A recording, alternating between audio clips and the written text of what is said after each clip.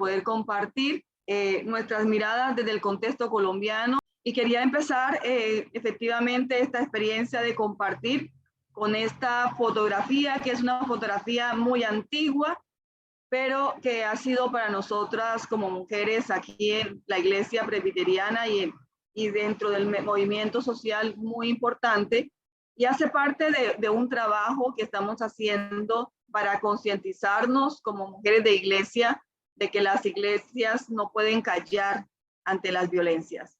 Y en ese escenario, pasamos la siguiente, por favor. Vamos a estar compartiendo desde el contexto colombiano algunos pincelazos que considero que son muy importantes para abordar desde la fe también, desde la teología, las problemáticas que vivimos como mujeres, que es el contexto, pandemia y acciones transformadoras que van a ayudarnos a pensar y a ponernos a hablar un poco de justicia de género. Esta fotografía hace parte de una de las manifestaciones que tuvimos, apenas tuvimos tiempo de salir de casa, del confinamiento. Es el testimonio vivo de todas las mujeres que en Barranquilla han sido víctimas de feminicidio, y este escenario de esta fotografía es la memoria, rescatar la memoria y decirle a las autoridades lo que estaba pasando en ese momento. Sigamos, por favor. Dentro de esta mirada en el contexto colombiano, que para nosotros es muy importante, desde la teología, desde la fe, reflexionar y mirar cómo nosotros y nosotras entendemos nuestra realidad, reafirmar quizás algo que ustedes conocen. Colombia es un país que no ha dejado de estar en conflicto armado. Por tanto, en el último reporte de la ONU, Colombia aparece nuevamente con unas cifras desbordadas en el desplazamiento interno, un 101% en el 2020, y efectivamente este desplazamiento interno tiene rostros de mujeres. Tiene rostros de mujeres que han sido y siguen siendo violentadas, marginadas, discriminadas dentro de este proceso de desplazamiento que se da efectivamente por los megaproyectos, la pretensión de la posesión de la tierra, los enfrentamientos de los diferentes grupos armados ilegales en nuestro país, como el incremento del paramilitarismo en muchos de nuestros territorios. Y efectivamente esto también es un elemento del contexto que viene afectando la violencia hacia las mujeres. Estamos dentro de un escenario de asesinatos sistemáticos a los líderes y lideresas sociales y defensoras de derechos humanos, que efectivamente desde esa relación de género trabajan por la justicia, y tenemos un país envuelto en la corrupción a todos los niveles. En medio de ese conflicto que hemos vivido por más de 60 años ya, las mujeres en medio de este conflicto siempre han sido consideradas como un botín de guerra, ¿ya? Y han sido sujetas de las diversas violencias y de las violaciones a lo ancho y largo de nuestro territorio, desde el reclutamiento forzado, desde la violencia sexual, desde la violencia doméstica, desde la violencia política y social en nuestros contextos. Y creo que cuando nosotras, como mujeres de fe en la realidad colombiana, es muy importante situarnos en esos análisis para descubrir no solamente que estamos en un país que tiene una cantidad de riqueza, biodiversidad, sino que tiene unas problemáticas que son importantes en la reflexión teológica que hacemos en nuestro diario caminar. ¿Podemos pasar, por favor? Esto es solamente una pequeña pincelazo. El otro elemento del contexto que quería traerles es el contexto del acuerdo de paz y violencia de género. No voy a explicar los 6 pasos, los 6 puntos del acuerdo final, pero los traje para que ustedes miren. Efectivamente, hace 6 años en Colombia se firmó el acuerdo de paz, pero hay un hecho que ha encrudecido las violencias de género. Es un hecho que se da en el marco de los acuerdos de paz. Este acuerdo de paz tenía o sigue teniendo, muy a pesar de que no hay una implementación asertiva por parte de nuestros gobiernos y que el gobierno no está interesado en la implementación total de los acuerdos. Este acuerdo fue construido desde un escenario muy interesante que para las mujeres era bastante alentador, en el sentido que en el punto de las víctimas, en el reconocimiento de quiénes fueron las víctimas en el marco del conflicto armado con la FARC, este acuerdo entonces se construyó con enfoque de género. Este elemento del enfoque de género daba la posibilidad de el reconocer, que se reconocieran a las mujeres como víctimas del conflicto armado, pero también y se hiciera la posibilidad de la reparación integral a las mujeres. Y no solamente a las mujeres, sino que a todas las comunidades que habían sido víctimas del conflicto, y en especial también a las comunidades LGBTI. Este elemento de este acuerdo, pues para las mujeres era un elemento muy esperanzador. Sin embargo, han sucedido varios elementos. Uno que sucedió antes de la firma de este acuerdo, previo a la firma, y tenía que ver en el marco del plebiscito, el hecho de que el acuerdo de paz tuviera el enfoque de género, los grupos políticos dominantes del país, igualmente los grupos evangélicos de ultraderecha, empezaron a plantear algunos puntos efectivamente falsos y desdibujaron el sentido del enfoque de género y nos presentaron a través de los medios de comunicación en esa alianza nefasta que el acuerdo tenía la ideología de género. Y se presentó este elemento de la ideología de género como algo peligroso que atentaba la familia y los valores. Por tanto, no podíamos abrazar, no podíamos salir a las urnas a votar el acuerdo porque la familia original o la familia natural iba a ser afectada por este acuerdo y por contener el enfoque de género. Ese elemento hizo que efectivamente cuando el presidente lleva el acuerdo de paz a las urnas, nosotros los que trabajábamos por la paz perdimos en el plebiscito, porque se perdió el plebiscito bajo 3 premisas importantes. Si se acoge el acuerdo de paz, vamos a ser como Venezuela. Esta fue una constante trabajada a nivel de todo nuestro territorio. Segundo, vamos a implantar en todos los escenarios la ideología de género. Por tanto, la familia original, la familia creada por Dios, la familia instituida por Dios peligra y todos nuestros hijos van a ser gays y van a ser lesbianas. Ese elemento fue abrazado por las iglesias evangélicas de corte conservador y fue trabajado con mucha fuerza, que muchas de las iglesias, aún iglesias de corte reformada, iglesias evangélicas, se movilizaron en contra del acuerdo de paz. Este hecho lo hemos venido analizando desde el movimiento de mujeres y del sector de iglesias, marcó efectivamente y un eje importante porque evidenció efectivamente que Colombia sigue siendo un país de conservadurismos y resurgen unos nuevos fundamentalismos que van a fortalecer ideas del patriarcado en nuestros hogares, en nuestros territorios. Así que este hecho ha sido muy difícil manejarlo, tanto así que ha sido complicado hacer un seguimiento a la implementación del enfoque de género como una herramienta que podría ayudar a revisar todo ese sistema de violencias en que las mujeres históricamente han estado. Pasamos, por favor. Ahora, cuando nos ubicamos en el marco de la pandemia, yo he llamado aquí pandemia, rostros invisibles de las violencias de género. Es muy interesante este otro elemento del contexto, estamos saltando por el tiempo, solamente pincelazos.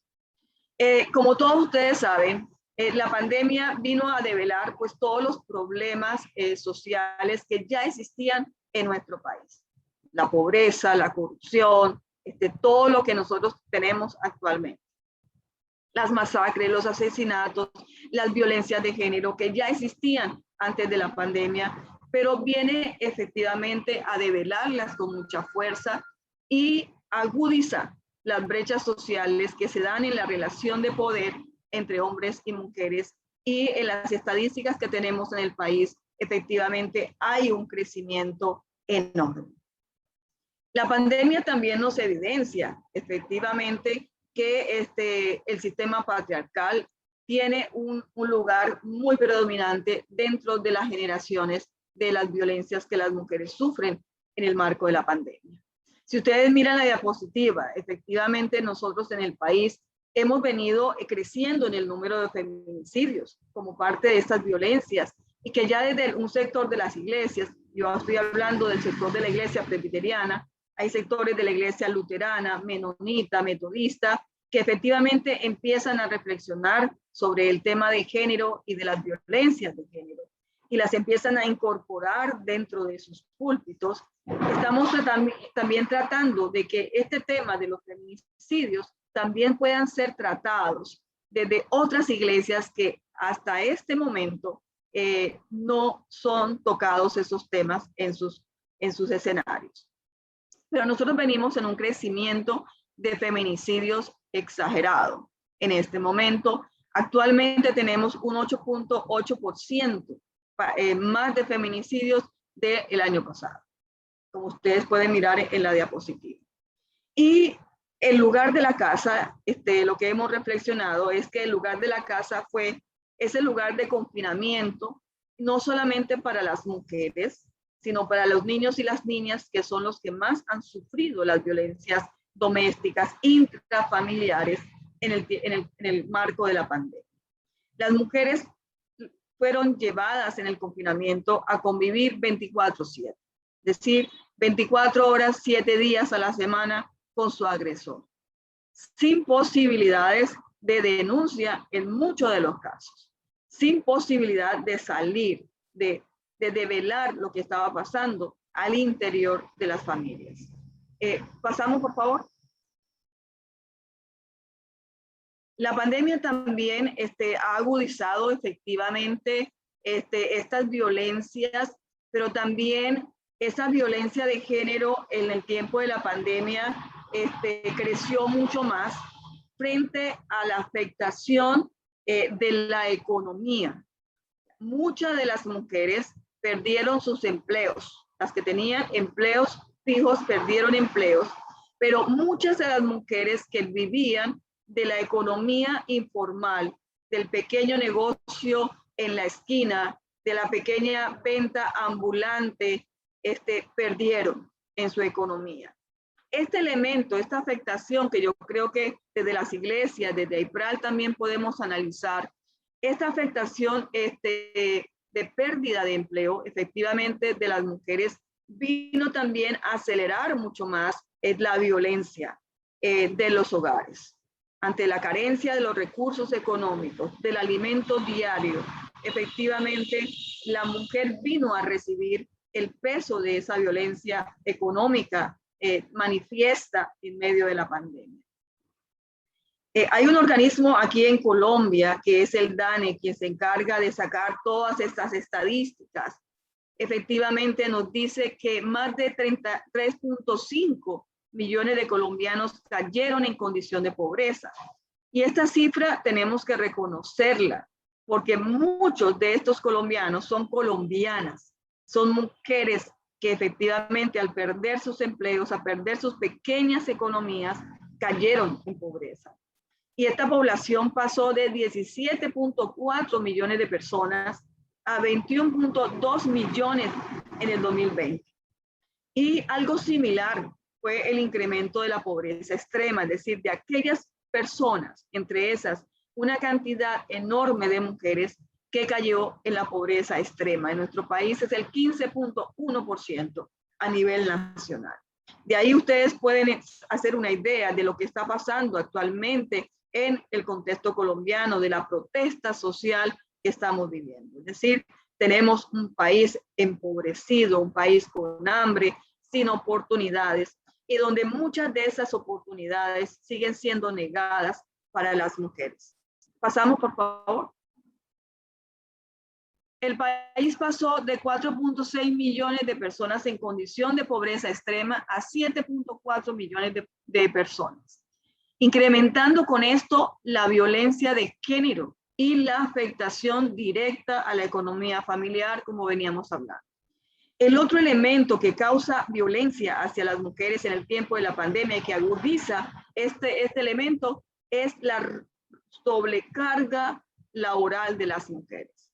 Las mujeres no solamente, las mujeres que tenían empleos, no solamente tienen que retornar a su casa, hacer su trabajo en teletrabajo o virtualmente por cualquier medio, sino que tienen que encargarse de todo el oficio doméstico, de la crianza directa de los hijos nuevamente y de las tareas, es decir, se convierten las madres nuevamente en las maestras acompañantes del proceso educativo de sus hijos. Esto generó una recarga y está generando una recarga laboral en las mujeres con una afectación directa también a la vida misma de las mujeres.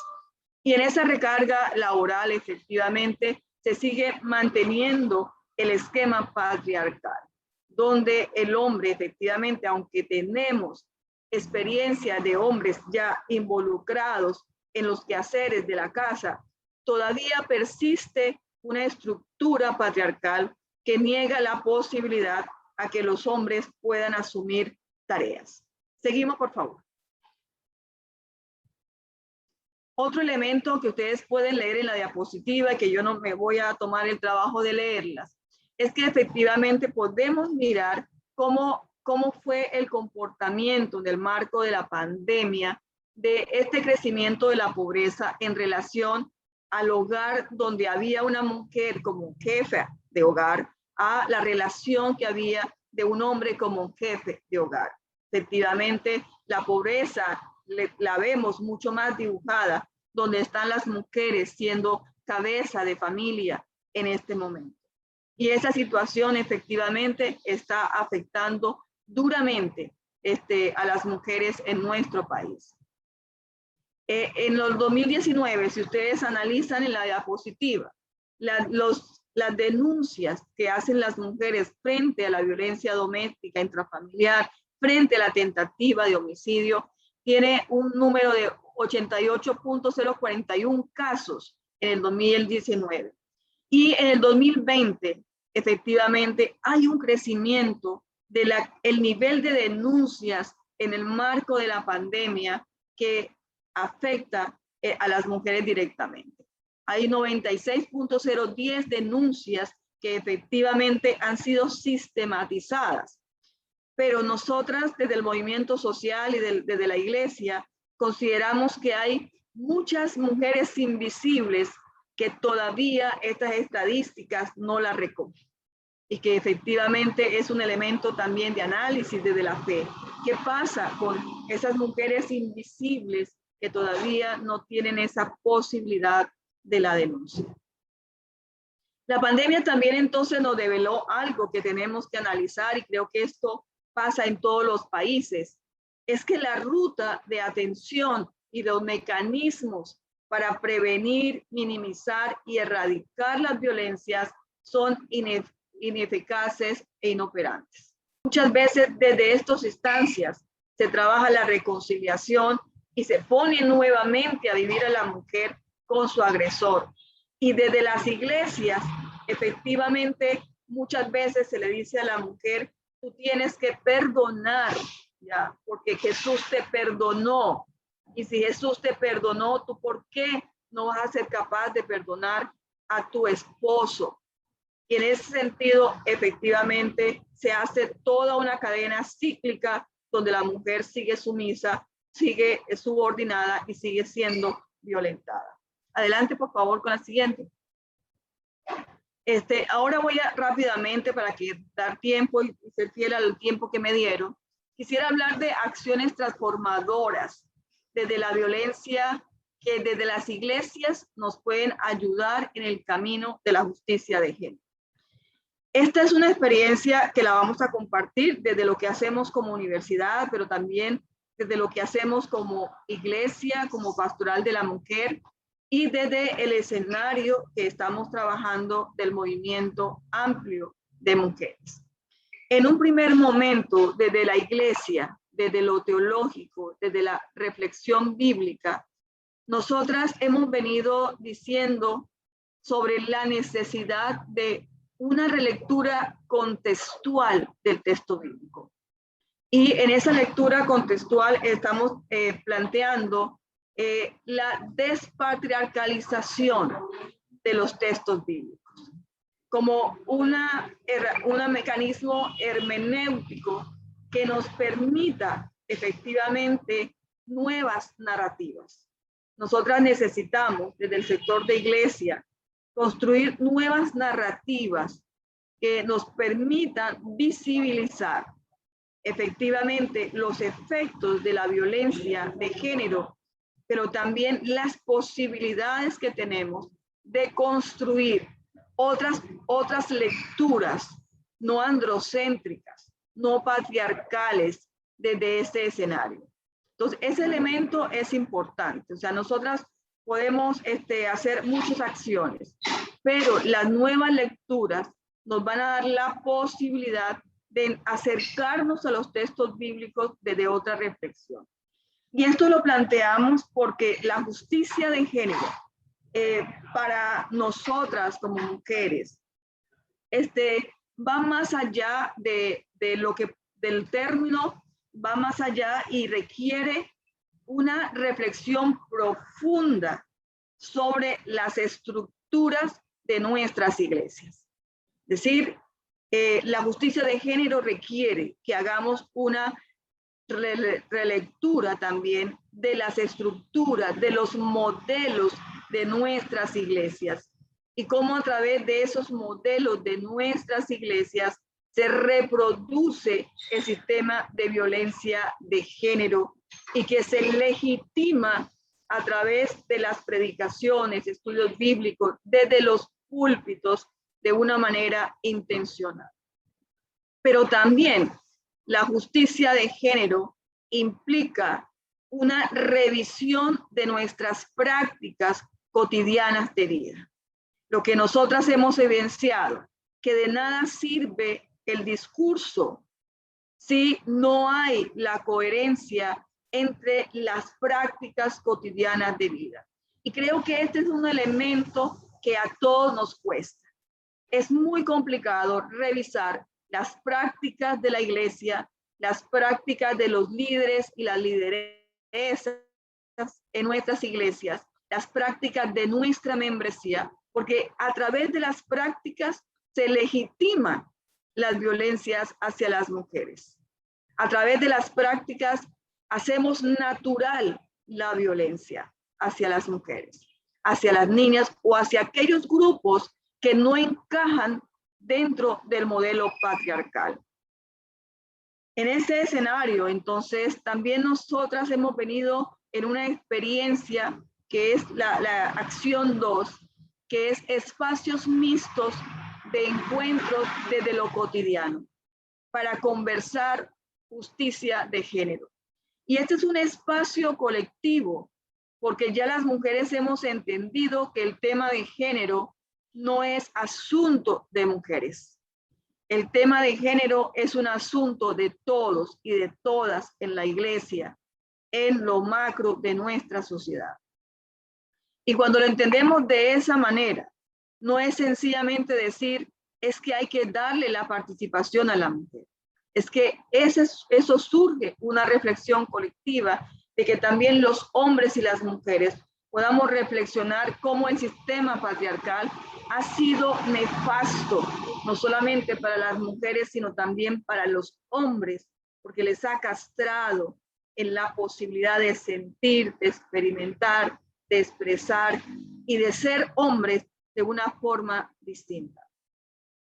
Y la tercera acción es que hemos entendido las mujeres que no es posible eliminar las violencias, que no es posible trabajar por justicia de género solas, que es importante entonces que las mujeres de fe podamos caminar dentro del movimiento social de mujeres, porque allí dentro del movimiento social de mujeres hay toda una manifestación de acciones que nosotras como mujeres de iglesia tenemos que romper el miedo o el tabú de que no podemos participar y empezar a participar del movimiento social para aprender, pero también para hacer incidencia pública y política. Por eso desde la iglesia y desde la universidad, nosotros y nosotras acompañamos el movimiento social. Y lo acompañamos no solamente desde los espacios de reflexión, sino que lo acompañamos desde el meeting, el plantón, la marcha, porque son medios que efectivamente tenemos para hacerle entender a este país, a este gobierno, que la violencia de género es una pandemia también. O sea, estamos viviendo en una pandemia por el coronavirus, pero hemos vivido históricamente en una pandemia por la violencia de género. Y esta pandemia se tiene que reconocer en nuestro territorio. Y la única forma es la posibilidad de hacer incidencia a través del movimiento social, de sumar dentro de este escenario. El otro elemento que hemos venido trabajando desde la iglesia, universidad y el movimiento social es esa necesidad del sector de iglesia, principalmente, de abrir la posibilidad de hablar del tema de género más allá de lo masculino y de lo femenino, en el sentido de la necesidad de reconocer las diversidades. Y cómo en el marco del conflicto, del marco de las violencias, efectivamente hay otras comunidades que igualmente como las mujeres vienen siendo violentadas por cuestiones de género o por cuestiones de identidad o de diversidad. Seguimos la otra, por favor.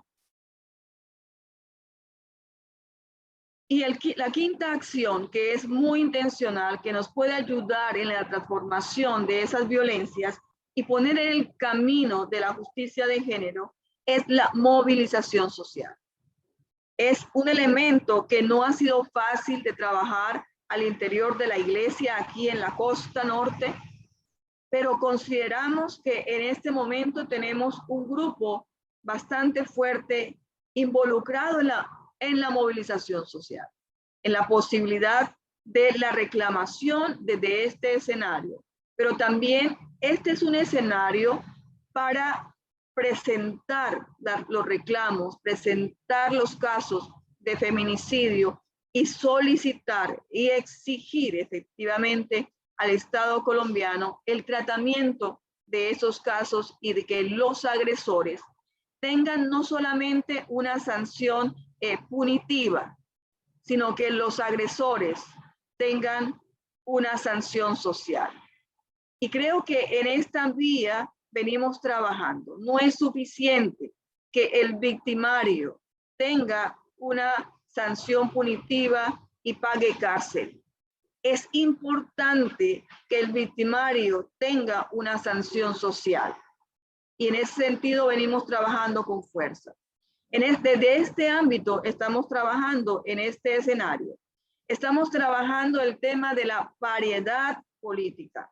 Es decir, nuestras leyes ya contemplan la posibilidad que en las alcaldías menores de nuestros territorios haya presencia de hombres y mujeres. Sin embargo, la clase política se vuela la ley. Y en este momento estamos exigiendo la paridad política que sea real en nuestro territorio. El otro elemento que estamos trabajando para mitigar la violencia de género es la exigencia de la renta básica para las mujeres. Y este elemento de la renta básica es muy importante, porque efectivamente si las mujeres no tienen el acompañamiento económico que les permita efectivamente romper el vínculo de dependencia económica con su agresor, va a ser muy difícil que una mujer se movilice hacia otro escenario de transformación de su propia realidad. Y dentro de este escenario también venimos trabajando, lo hacemos con fuerza desde la universidad, el tema que tiene que ver con la afectación que ha dejado la pandemia en la salud emocional y mental de la población, particularmente de hombres, mujeres, niños. De esa manera hemos vivenciado cómo hay muchas mujeres efectivamente afectadas mentalmente por los efectos de esta pandemia en el marco de estas violencias que vivimos. De esa manera quería comentarles un poco lo que estamos haciendo, nuestras miradas desde Colombia. Gracias.